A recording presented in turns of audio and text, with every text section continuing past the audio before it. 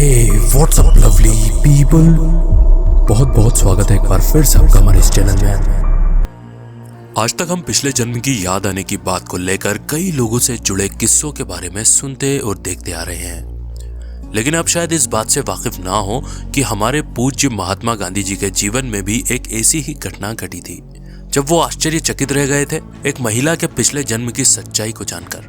जब शांति देवी नाम की एक महिला ने अपने पिछले जन्म की बातें बताई तो हर कोई दंग रह गया।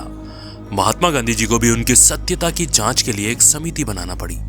1936 में इससे संबंधित एक रिपोर्ट भी प्रकाशित हुई थी।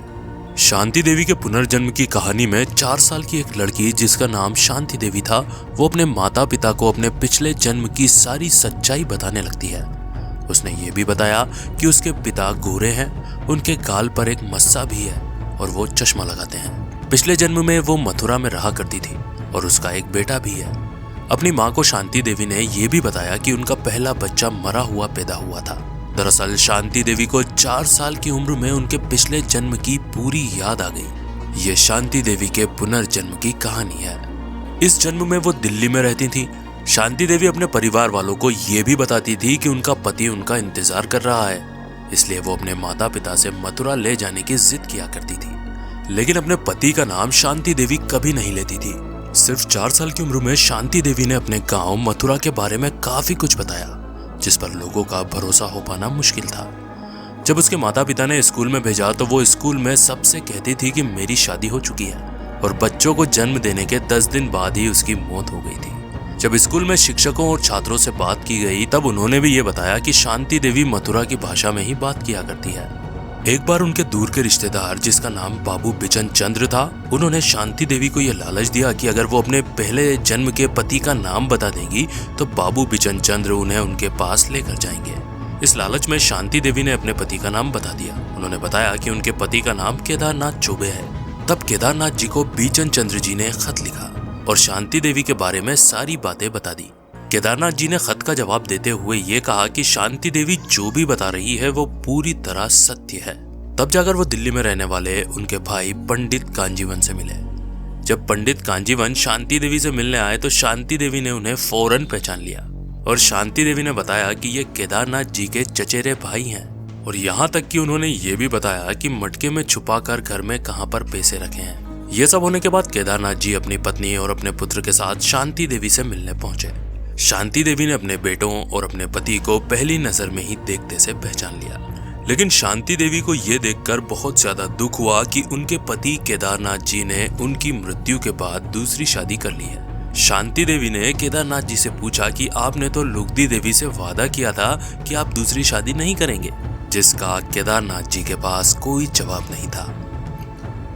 ये सब होने के बाद केदारनाथ जी अपनी पत्नी और पुत्र के साथ शांति देवी से मिलने। जब ये सारी बातें महात्मा गांधी जी तक पहुंची तो उन्होंने इस बात की सत्यता की जांच करने के लिए 15 सदस्यों की एक टीम बनाई जो शांति देवी को लेकर मथुरा गए। जब शांति देवी तांगे में बैठकर मथुरा जा रही थी तो वो अपने घर के सारे रास्ते बता रही थी। शांति देवी के पुनर्जन्म की कहानी में जब शांति देवी मथुरा पहुंची तो उन्होंने बहुत सारे लोगों को पहचान लिया।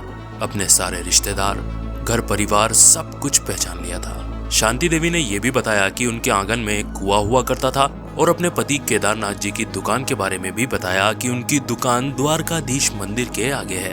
और फिर आखिर में वो अपने कमरे में जाती हैं और जहां उन्होंने पैसों से भरा मटका दबा कर रखा था उसे निकाल कर भी दिखाती हैं। शांति देवी की इन सारी बातों को देखने के बाद जांच समिति इस निष्कर्ष पर पहुंची कि शांति देवी ही लुगदी देवी है जिन्होंने शांति देवी के रूप में जन्म लिया है। शांति देवी ने अपनी पूरी जिंदगी में फिर शादी नहीं की और उनका मन इस बात से काफी ज्यादा दुखी रहा कि उनके पति केदारनाथ जी ने उनकी मौत के बाद दूसरी शादी कर ली थी।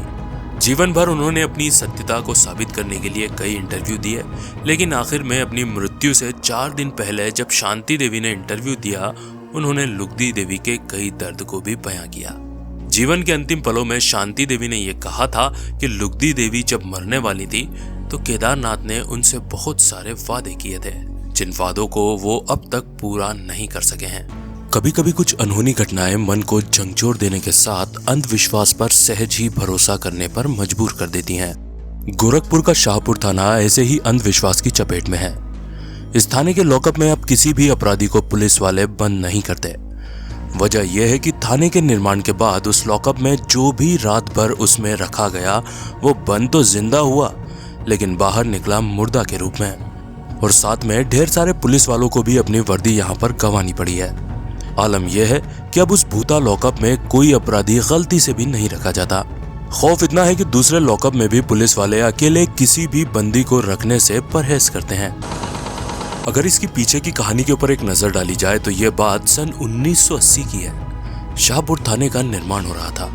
छत डालने के दौरान अचानक निर्माण कार्य भर भरा कर गिर गया। मलबे में कई मजदूर दब गए, जिसमें 3 की मौत हो गई थी। इस वारदात ने थाने में एक काले अध्याय की शुरुआत तो की ही, साथ ही साथ इसे हॉन्टेड भी बना दिया। इसके बाद तो हुई कई अनहोनी ने पुलिस को भी सहमा दिया था। आलम यह है कि शाहपीर थाना भूता थाने के रूप में मशहूर हो गया है। सन 1983 में गोरखपुर के शाहपुर थाने के लॉकअप में दीपू नाम का एक युवक बंद हुआ। बताया जाता है कि दीपू को उसी लॉकअप में डाल दिया गया था। सुबह जब देखा गया तो दीपू वहां पर मृत पड़ा था।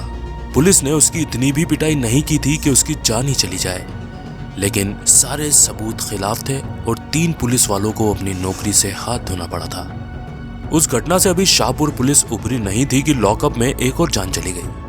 1985 में राजू नाम के एक युवक को किसी अपराध में पुलिस ने पकड़ा और उसकी पिटाई कर लॉकअप में डाल दिया। फिर वही हुआ, सुबह हुई और राजू की भी लाश वहां से मिली। इसके बाद तो अपराधी ही नहीं बल्कि पुलिस के मन में भी एक अंधविश्वास घर कर गया कि इस थाने के लॉकअप में जो भी बंद किया जाता है वो जिंदा बाहर नहीं आता। अब भूता थाने का लॉकअप पूरी तरह से अभिशापित मान लिया गया था, लेकिन समय के साथ इस अंधविश्वास को लोग भूलते गए। 2001 में शाहपुर थाने में पुलिस ने फिर एक गलती दोहरा दी। राजेश शर्मा को हिरासत में लिया गया, पूछताछ की और लॉकअप में डाल दिया और इन्हीं परिस्थितियों में उसकी भी मौत हो गई। मामला तूल पकड़ा। उस टाइम के थानेदार संजय सिंह और 2 सिपाहियों पर आरोप लगा और इनको जेल की हवा भी खानी पड़ी। निर्माण के साथ ही इस थाने की कहानियां भी खूब कही सुनी जाती हैं। किसी न किसी रूप में इस थाने में पुलिस वाले मुसीबत में पड़ते रहे हैं। 2003 में जन्माष्टमी का आयोजन हुआ था। शाहपुर थाने में ऑर्केस्ट्रा का आयोजन हुआ था। रीना रॉय नाम की ऑर्केस्ट्रा डांसर स्टेज पर थी। जोश में किसी सिपाही ने हवाई फायर किया, लेकिन वह गोली रीना रॉय को लग गई। रीना की मौत से बवाल मच गया। सिपाही गिरफ्तार हुआ और आलम यह है कि कोई भी पुलिस वाला यहाँ पोस्टिंग से घबराने लगा। इसके बाद 2005 में सिद्धार्थ मिश्र नाम के एक युवक को जली हालत में अस्पताल में भर्ती कराया, जहां पर उसकी मौत हो गई। मरने वाले की मां के अनुसार पुलिस वालों ने किराए के मामूली विवाद में पेट्रोल डालकर उसके बेटे को जला दिया था। इसके बाद 2006 में शाहपुर पुलिस ने टेम्पो चोरी के आरोप में सुनील साहनी नाम के व्यक्ति को उठाया। हिरासत में फिर से सुनील की भी मौत हो गई। आरोप यह है कि लॉकअप में मौत के बाद पुलिस ने लाश को ठिकाने लगा दिया। बाद में इस मामले ने तूल पकड़ा। शहर में बहुत बवाल भी हुआ और फिर 2 पुलिस वालों पर कार्रवाई हुई। शाहपुर थाने के रूप में प्रसिद्ध हो चुके शाहपुर थाने में पुलिस वाले पूरी तरह अंधविश्वास की चपेट में आ चुके थे। सबको अपनी वर्दी की चिंता सताने लगी थी। इसके बाद तय हुआ कि हनुमान जी के मंदिर की स्थापना होनी चाहिए। पूरे विधि विधान से थाने में हनुमान जी की मूर्ति स्थापित की गई। शाहपुर थाने पर तैनात पुलिस वाले बताते हैं कि अब उनकी दिनचर्या पूजा के साथ ही शुरू होती है। शाहपुर थाने में हनुमान जी की मूर्ति स्थापित होने के बाद भले ही सब कुछ ठीक ठाक मान लिया गया हो, लेकिन आज भी खाकी अंधविश्वास से उभर नहीं पाई है। थाने के दीवान बताते हैं कि उस लॉकअप में अब कोई भी रखा नहीं जाता है। गलती से किसी बंदी को रखा ना जाए इसलिए उसमें कबाड़ व पुरानी फाइल्स आदि रख कर भर दिया गया है। उन्होंने बताया कि इस लॉकअप के अलावा दूसरे लॉकअप में भी वो लोग किसी अपराधी को अकेले बंद नहीं करते हैं। शाहपुर थाने के निर्माण के वक्त थानेदार के लिए भी एक कमरा बना है, लेकिन खौफ ऐसा है कि वो कभी भी उसमें नहीं बैठते। कुछ दिन पहले थाना परिसर में एक नया भवन यानी कि एक नई बिल्डिंग बनी है। अब थानेदार वहीं पर बैठते हैं। अगर आप गोरखपुर से इस वीडियो को अभी देख रहे हैं और इसके बारे में और भी ज्यादा जानकारी है आपको, तो आप कमेंट में अपना एक्सपीरियंस शेयर कर सकते हैं। तो यहीं पर हमारे अर्बन लेजेंड का ये पार्ट भी समाप्त होता है। अभी आप पर डिपेंड करता है कि आप इनमें से किन कहानियों पर और किस्सों पर बिलीव करते हैं और किन पर नहीं करते हैं। अगर ये वीडियो आपको पसंद आया हो तो वीडियो को एक लाइक कर दें और अपने सारे ही सोशल नेटवर्क पर भी शेयर कर दें। तो मिलेंगे अगले धमाकेदार वीडियो के साथ। तब तक के लिए bye bye, good night, sayonara.